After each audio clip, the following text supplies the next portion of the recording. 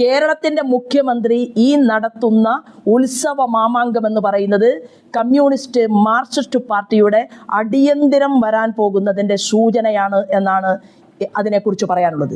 ഈ പാർട്ടി ICUവിലാണ്. ഈ പാർട്ടി ICUവിൽ ബ്രെയിൻ ഡെത്ത് സംഭവിച്ചിരിക്കുകയാണ്.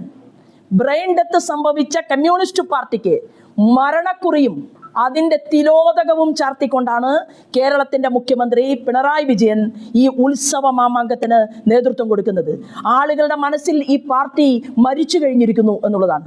കാരണം എന്താണോ പഴയകാല കമ്മ്യൂണിസ്റ്റ് നേതാക്കന്മാർ പറഞ്ഞത്, എന്താണോ മാർക്സിസ്റ്റ് പാർട്ടിയുടെ നേതൃത്വത്തിലുള്ള ഇടതുപക്ഷ ജനാധിപത്യ മുന്നണി കേരളത്തോട് സംബന്ധിച്ചത്, അതെല്ലാം മാറ്റിവെച്ചുകൊണ്ട് ഞാൻ പാവങ്ങളുടെ കൂടെയല്ല, ഞാൻ ഇവിടുത്തെ ചെറുപ്പക്കാരുടെ കൂടെയല്ല, ചെറുപ്പക്കാരികളുടെ കൂടെയല്ല, ഞാൻ ഇവിടുത്തെ ഒരു പ്രത്യേക വിഭാഗത്തെ മാത്രം പ്രതിനിധീകരിക്കുന്നു എന്നുള്ള സൂചനയുമായിട്ടാണ് കേരളത്തിൻ്റെ മുഖ്യമന്ത്രി ഈ ഉത്സവത്തിന് നേതൃത്വം കൊടുക്കുന്നത്.